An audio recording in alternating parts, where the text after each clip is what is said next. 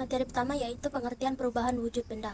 Perubahan wujud benda adalah salah satu bentuk terjadinya gejala perubahan pada suatu benda menjadi berbeda wujud dari sebelumnya, baik secara ukuran, bentuk, dan warna, dan aroma atau baunya. Yang berupa proses perubahan ini dapat terjadi dengan berbagai cara dan beberapa prosesnya dapat dilihat dengan mata telinga manusia.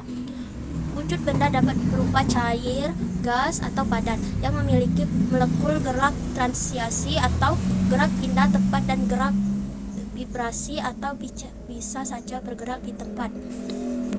Materi kedua yaitu sifat-sifat perubahan pada wujud benda. Yang pertama, benda padat, yang kedua, benda cair, yang ketiga, benda gas. Yang terakhir yaitu C, macam-macam perubahan wujud benda. Yang pertama, mencair. Mencair adalah suatu bentuk perubahan wujud yang terjadi pada benda padat menjadi benda cair. Agar dapat terjadi perubahan wujud mencair, maka memerlukan panas atau kalor yang memengaruhi zat benda tersebut. Perubahan wujud ini juga biasa kita kenal dengan istilah meleleh.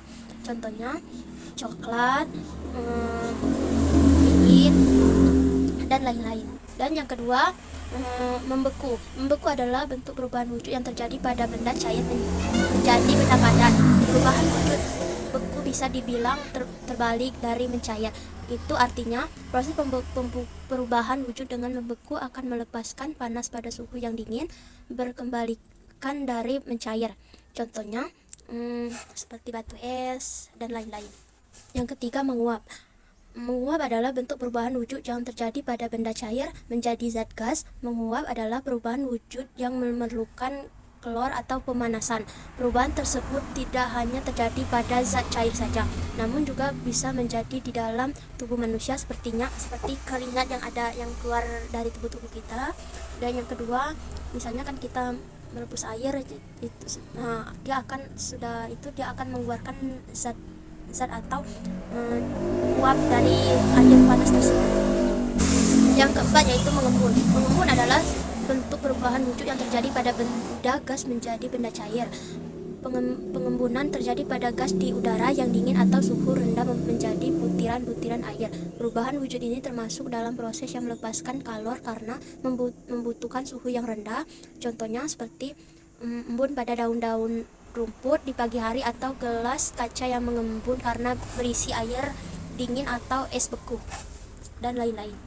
Yang kelima yaitu menyulip. Menyulip adalah bentuk perubahan wujud yang terjadi pada benda padat menjadi material gas. Proses perubahan wujud dengan menyulip membutuhkan kalor atau energi panas agar benda padat tersebut bisa berubah menjadi molekul gas di udara.